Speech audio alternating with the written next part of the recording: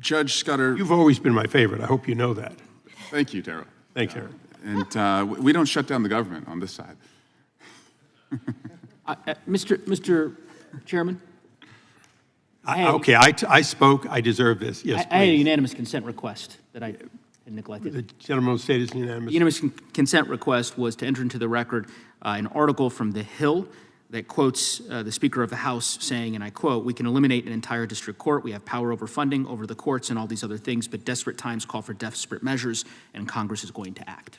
Touche, without objection. I will also place in the record Leader Schumer in 2022 saying, Kavanaugh, he'll pay the price as Roe resurfaces. Without objection, both will be placed in the record. I now represent, he's still my favorite colleague from California with me. Please. Judge Scudder, will it surprise you if we see a federal judge murdered? I mean, that would be tragic beyond words, and I think that's implicit in the question, and I hope everyone would recognize that. Is the threat level that we see today against federal judges at a temperature where you see yourself and your colleagues changing their own security posture? Judge St. Eve may want to weigh in on this from the resource perspective, but there is no question that judicial security is an enormous priority. It's a priority that has intensified in recent years, and it's responsive to everything that you all are recognizing across, across all of the questioning that we're hearing today. And your support for our security needs is essential to us, so judges can go about doing the duty that we've talked about in the hearing so far. And I support that, and I think most of my colleagues support that. I'm concerned. Recently, the chairman of the committee, Mr. Jordan, said to Punchbowl News on June 13, he sees few members excited to increase judicial security. And then Chip Roy, also a member of the committee, said on that same day, maybe they, the judges, should stop screwing everything up. My concern is that we have put your security in the hands of the executive branch, and it's often lately that the commander-in-chief will tweet out or issue statements against judges, and now your security is in the hands of somebody who doesn't like a ruling that one of your colleagues has made. That's why I introduced what's called the Marshals Act. Every member of the Democratic side supports it. I hope Mr. Issa remains open-minded to supporting it as well, but this would move judicial security from the executive branch. It would have the Chief Justice of the Supreme Court appoint the U.S. Marshals. Essentially, judges would become in charge of their own security. What do you think about that, Judge St. Eve? Thank you for the question. The U.S. Marshals are on the front line of our security. They have the protection details. They investigate threats.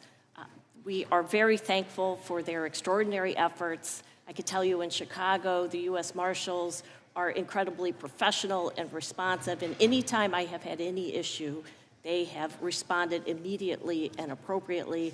And although they aren't part of our budget, we hope that they are fully funded.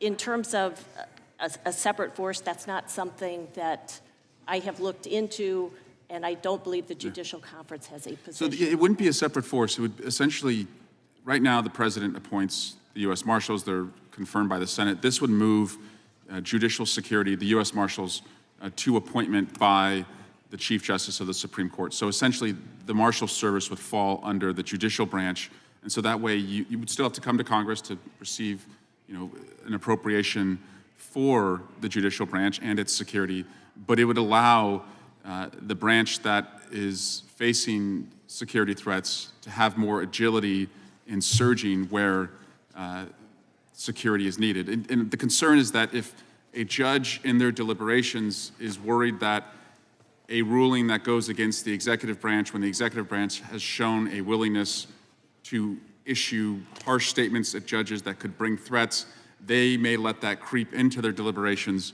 and not be as independent as we want. So Judge Scudder, I'd welcome your thoughts on moving the marshals from the executive branch to the judicial branch. Yeah, I don't know, like Judge St. Eve, I don't know that the Judicial Conference has taken a position on the point, and therefore I can't give you that. But embedded all throughout your question and everything that you're acknowledging is the priority to enhance judicial security wherever the marshals are located. I completely agree with everything Judge St. Eve has said about the marshals. This is a very, very professional, committed group of men and women, and in my experience in Chicago, they are A+.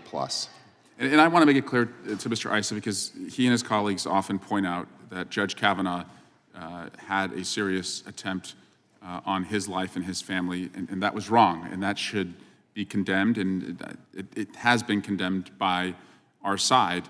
And my introducing this legislation is entirely motivated by the fact that I don't know who the president will be 4 years from now, 8 years from now, 25 years from now, but I do know that what we have seen where threats are escalating against judges, I think regardless of who the party is at the White House, their independence needs to remain independent of their own security threats. And so, Mr. Issa, that's why I would suggest moving it to the judicial branch so they can be in charge of their own security. And with that, If the gentleman would Yes.